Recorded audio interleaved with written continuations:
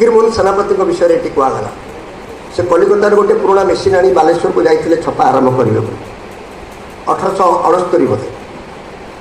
उत्कल दीपिका कथा कहु किंतु केते वर्ष तलर कथा सेटा 200 वर्ष भी 150 वर्ष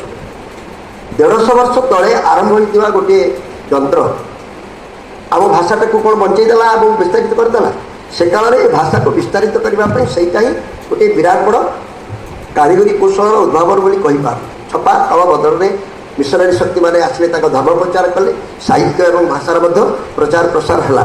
किंतु आज दुनिया रे से विज्ञान कारीगरी कौशल की बदली जाए 150 वर्ष पूर्व आमर भाषा केमती बंचीला